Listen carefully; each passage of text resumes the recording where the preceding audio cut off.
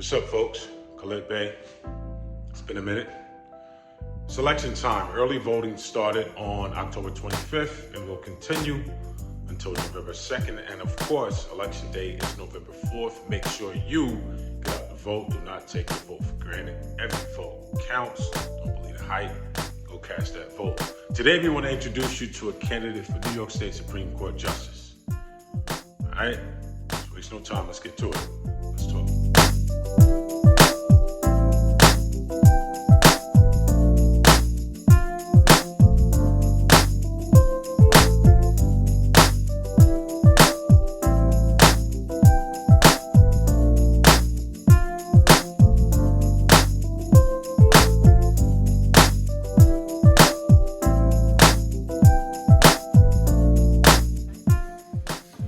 Welcome back to Let's Talk. Khalid Bey. This is Rob Romeo. And we have a guest today, Elizabeth Snyder Fortino, candidate for New York State Supreme Court. Welcome. Thank you very much. Glad to be here.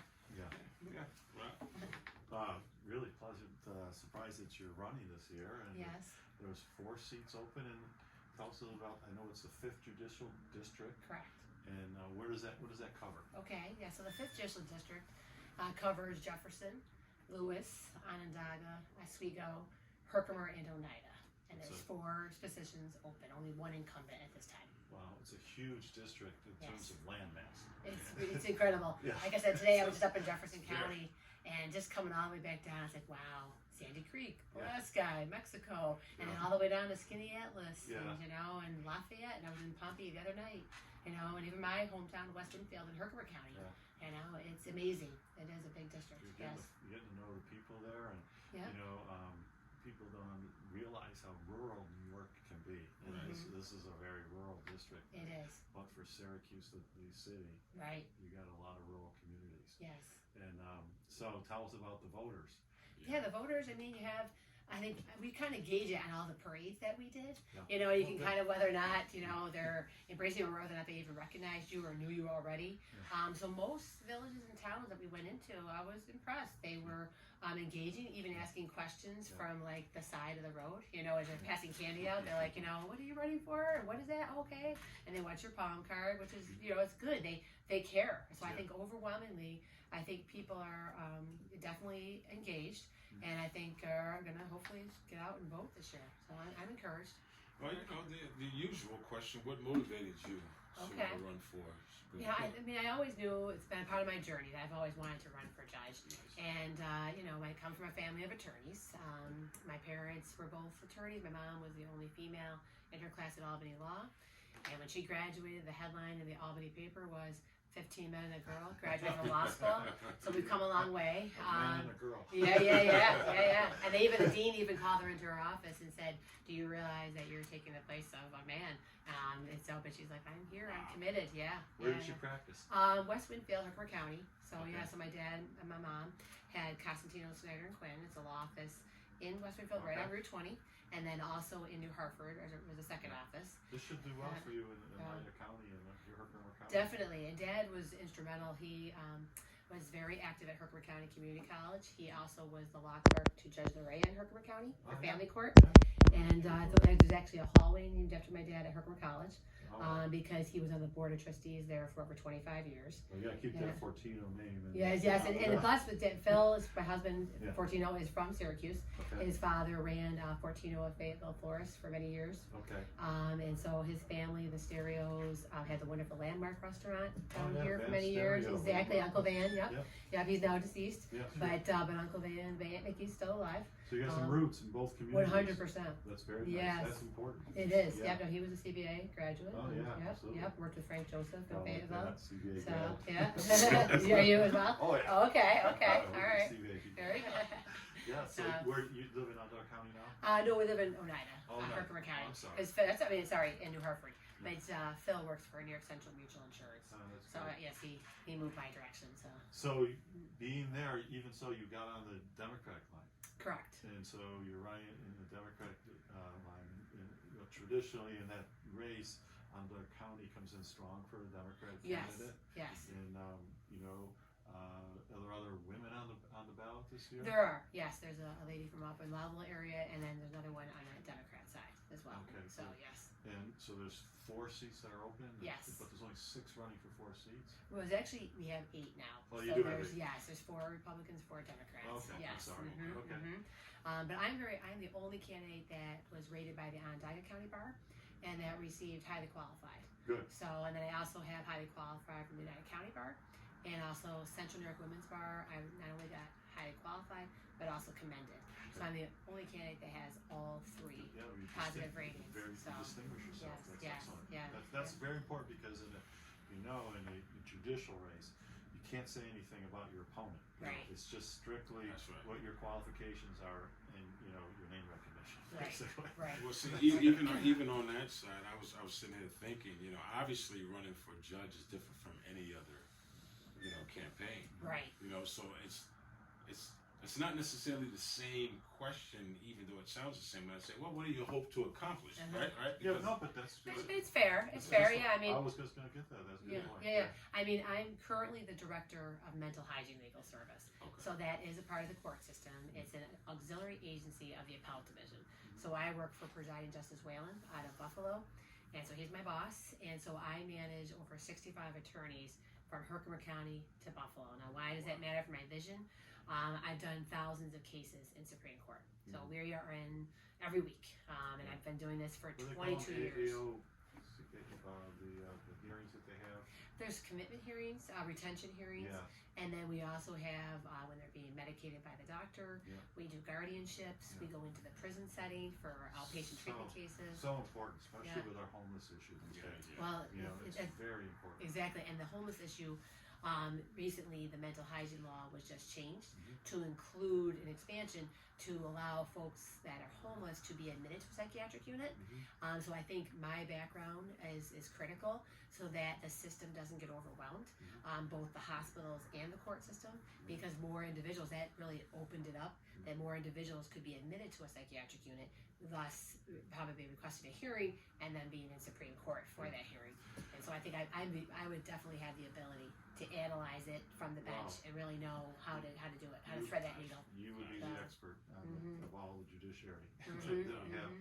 The other thing that we were talking about before is with kind of change of what's happening in the climate, and there's really become a major assault on First Amendment rights and civil rights. Yes. I think that's going to be we need good, judges now. They're going to uphold the Constitution. Yes. And so definitely. about that. I've always been a person with a strong ability to make tough decisions as a boss. I'm making tough decisions all the time.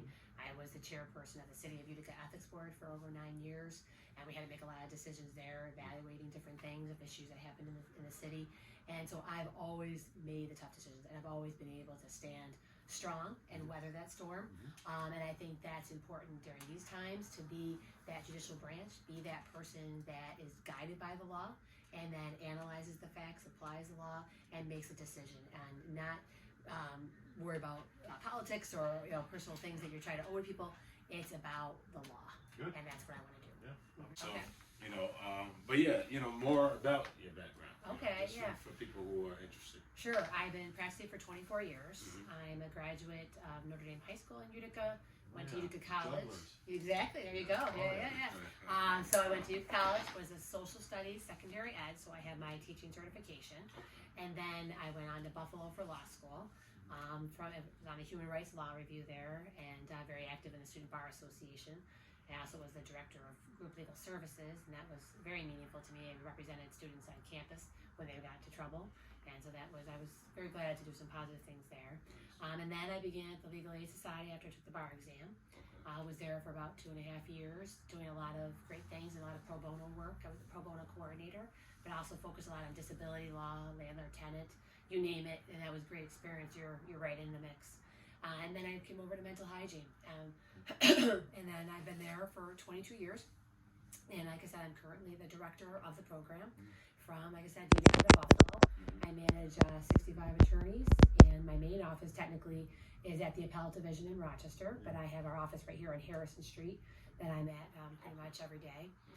And then we work in every psychiatric institution, Hutchings, St. Joe's, upstate community, and then we go all the way up to Samaritan and Jefferson. So What's unique about me is I've been in every court in the 5th Judicial District practicing these cases. Lewis County, Oswego, that's where we practice. No doubt you got the highest qualified recommendation.